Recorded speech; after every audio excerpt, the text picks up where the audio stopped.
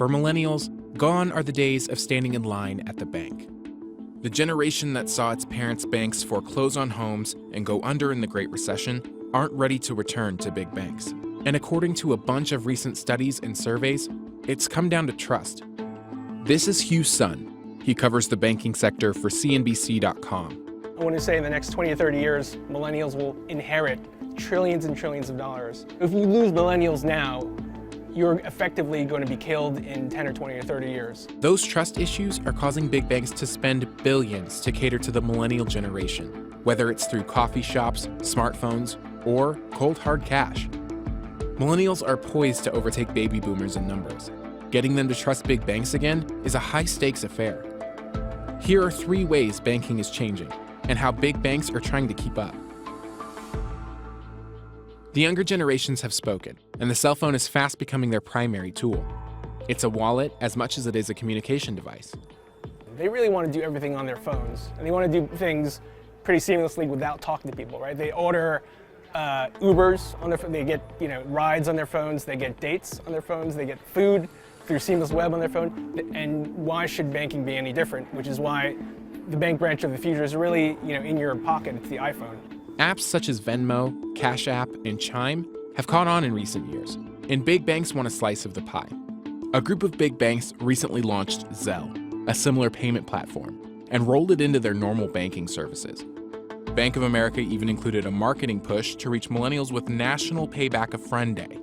Many young people can also invest right from their phones with services like Robinhood and JP Morgan's You Invest.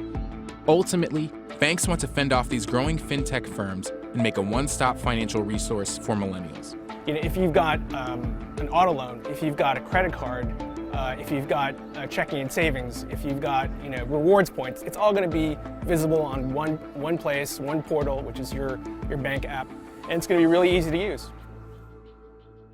Some services haven't quite reached the point where customers can do everything from their phone. For those times when we do need to step into an atrium, millennials don't want a drab lobby, and banks know that. I mean, admittedly, you don't really need to go to the bank all that often. So basically, they're shrinking in size and square footage. They're adding many more ATMs, and basically ATMs on steroids that can do maybe 90% of what you can do with a human teller. And they're turning them into more experiences and advice centers. Capital One has started changing its banks into cafes to reach the latest generation of bankers. It opened its first cafe in New York City and slowly began expanding in recent months. Millennials can meet friends, grab coffee, and speak to financial experts all in one place.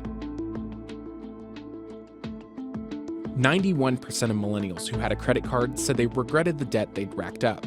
That's compared to 81% of baby boomers, according to a 2018 survey from NerdWallet. Yet they're anything but wary about credit card rewards.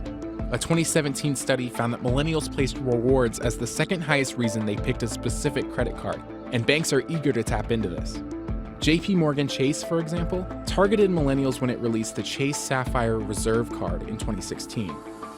I think at the point it was 100,000 reward points and 3 times points for things like that millennials do all the time, like go to restaurants, order Ubers, go on vacations and trips.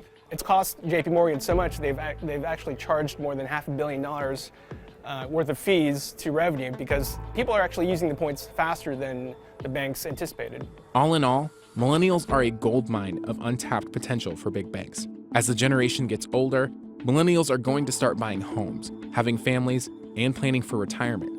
And big banks want to be there for all of it.